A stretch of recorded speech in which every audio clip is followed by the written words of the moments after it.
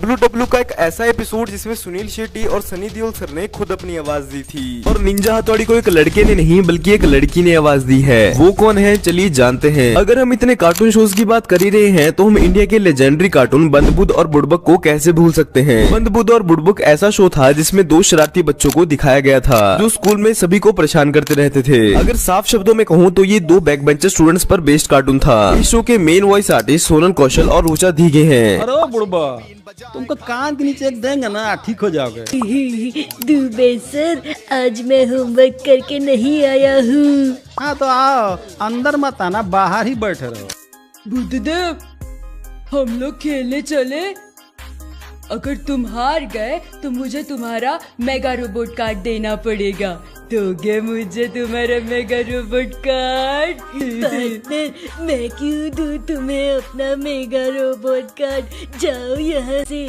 सारा चलो दुबे जी बुला रहे हैं, हमें जल्दी क्लास में जाना होगा। कार्टून वर्ल्ड में सबसे पहले अगर किसी कार्टून को आवाज दी गई थी तो वो था मिकी माउस। इस शो के नाम से ही पता चलता है कि ये कार्टून क्यूट से दिखने वाले चूहों पर बनाया गया था। जब इस कार्टून को बिना आवाज के दिखाया जाता था तब तो ये लोगों को इतना ज्यादा पसंद नहीं आता था, लेकिन जब राजेश शुक्ला नाम के वॉइस आर्टिस्ट ने इसे अपनी आवाज दी तब ये लोगों को और ज्यादा पसंद आने लगा। हाय गाइस, ये मैं हूँ मिकी माउस। ये रही प्लूटो की कटोरी, उसकी रस्सी और उसके पसंद की बिस्किट का बड़ा सा थैला। उसे ये तभी देना जब वो तुम्हारी बात सुने। ओह, इतने ज्यादा नहीं मिनी, इतना खाएगा तो मोटा हो जाएगा। अगर आप मेरी ही तरह और भी वॉइस आर्टिस्ट को लाइव परफॉर्म करते हुए देखना चाहते हैं तो इस वीडियो को लाइक करें, शेयर करें और इस चैनल को सब्सक्राइब करें और साथ ही ये जो बेल आइकन है इसे जरूर दबाएं। ओगी एंड द कॉकरोचेस में कई बड़े बड़े एक्टर्स की वॉइस ली गई है जिसके बारे में मैं आपको पहले भी कई बार बता चुका हूँ। अगर आप नहीं जानते हो तो आप इस वीडियो को देख सकते हो। लेकिन ओगी के कई ऐसे एपिसोड्स भी हैं जिनमें दूसरे बड़े एक्टर्स की आवाज भी यूज की गई है जिन पर किसी ने भी ध्यान नहीं दिया है। जैसे कि आप इस कैरेक्टर को देख सकते हो जिसके लिए मिथुन चक्रवर्ती सर की आवाज का इस्तेमाल किया गया था। वल्लाह वल्लाह पानी दिख गई, पानी मैं आ रही है। मैं तो उल्लू बन गई। ये क्या? ये तो चिराग है। और यहाँ तक कि ओगी के कुछ एपिसोड्स में बर्डमैन के लिए गुलशन सर की आवाज का भी यूज किया गया था। बैड बर्ड आया, बच्चा साथ में लाया। बैड बर्ड आया, बच्चा साथ में लाया। देखो निंजा हथौड़ी को देखकर आपको भी ऐसा ही लगता होगा कि इसे आवाज किसी लड़के ने ही दी होगी, लेकिन ऐसा नहीं है। दरअसल निंजा हथौड़ी को एक फीमेल आर्टिस्ट ने आवाज दी है जिनका नाम है मेघना। हेलो दोस्तों, मैं हूँ डोरेमोन और मैं हेड बॉय के इलेक्शंस के लिए खड़ा हूँ। डिंग डिंग डिंग डिंग डिंग डिंग डिंग डिंग डिंग डिंग। मैं ईगा गांव से आया हूँ। मैं एक निंजा हूँ। हेड बॉय क्या होता है मुझे पता नहीं, पर केनिची ने कहा है इसलिए मैं भी इस कंपटीशन में हूँ। इंडिया में बहुत जल्दी फेमस होने वाले कार्टून शो के बारे में तो आप जरूर जानते होंगे और मुझे यकीन है कि आपने अपनी जिंदगी में सबसे पहला कार्टून शो भी यही देखा होगा। दरअसल मैं बात कर रहा हूँ द जंगल बुक की, जो आज के कंपैरिजन में काफी पुराना हो चुका है। लेकिन आज की इस वीडियो में हम 2016 में आई जंगल बुक फिल्म की बात करने वाले हैं। जैसे कि आप जानती हैं कि इस फिल्म में मेन कैरेक्टर मोगली है जो कि एक छोटा बच्चा है, इसलिए इसे जसलीन सिंह नाम के चाइल्ड वॉइस आर्टिस्ट ने ही अपनी आवाज दी है। ये गलत बात है, तुम जबरदस्ती कर रहे हो और तुम मुझसे बहुत कुछ छुपा भी रहे हो। ये मत समझना कि मुझे पता नहीं है। तुम कहते हो कि मैं जहाँ से आया तुम मुझे वहीं ले जा रहे हो, लेकिन मैं तो जंगल में मिला था। क्या तुम मुझे जंगल में ले जा रहे हो? नहीं ना। अगर मैं जंगल में मिला तो इंसानों की बस्ती में क्यों ले जा रहे हो?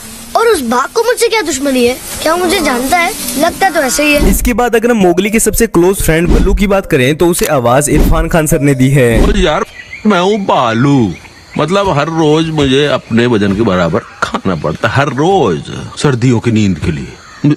पता है मुश्किल है पर मैं उतर चढ़ नहीं सकता, तू चढ़ सकता है। आपको याद होगा कि इस फिल्म में का नाम का एक सांप भी था जिसे देखकर आपको बिल्कुल भी यकीन नहीं होगा कि इसे आवाज प्रियंका चोपड़ा मैम ने दी है। ओह बेचारे छोटी सी जान, जंगल में रहना चाहते हो?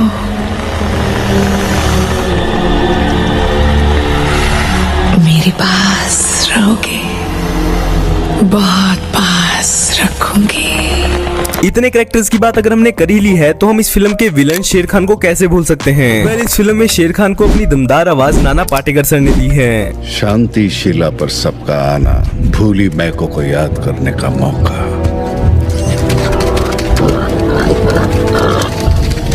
चलिए बात करते हैं शेर खान के एकमात्र कंपटीटर बघीरा की। बघीरा जैसा दिखने में पावरफुल लगता है वैसे ही इसकी आवाज भी पावरफुल चाहिए थी, इसीलिए इसे आवाज देने के लिए ओमपुरी सर को कहा गया। शेर खान ने उसे मार दिया, अपने शिकार के लिए वो कुछ भी कर सकता है, कुछ भी।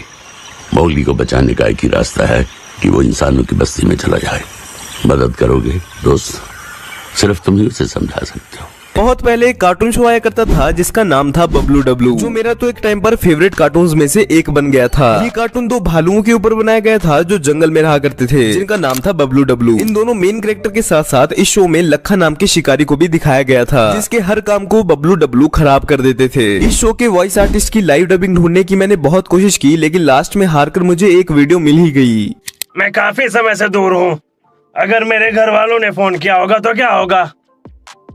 हाँ, ये मैंने मेरे डैड के लिए खरीदा था और मैंने अभी तक उन्हें भेजा नहीं।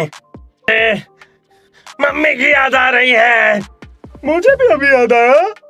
मुझे अपने दोस्तों की याद आ रही है, रच्चो, बाबू और मेरे शायद का टप्पा। को छुआ तो ठक टिक्की नहीं होगी। लिटिल सिंघम के वॉइस आर्टिस्ट के बारे में बताने से पहले मैं आपको इस शो के बारे में एक इंटरेस्टिंग बात बताता हूँ। दरअसल इस कार्टून में ही एक वॉइस आर्टिस्ट है जिन्होंने तीन कैरेक्टर्स को अपनी आवाज दी है, जिनका नाम है अनामे वर्मा। लिटिल सिंघम, अब मिर्ची नगर की नाक खतरे में है, जल्दी से आओ। म्यूटेंट्स अब मिर्ची नगर को और लिटिल सिंघम को बर्बाद कर देंगे। बच्चों, अब डराऊंगा मैं और रोएंगे बच्चे। वैसे अगर ये आपका फेवरेट कार्टून है तो आपको तो याद ही होगा कि इसमें लट्टू और बबली नाम के कैरेक्टर को भी दिखाया गया था, जिनमें से बबली की वॉइस आर्टिस्ट तो सोनल कौशल ही हैं। हेलो, मैं हूँ लट्टू। लिटिल सिंघम का है ने, मैं तो सबसे बड़ा फैन हूँ। ये इतने सारे जाले कहाँ से लगवा के आए?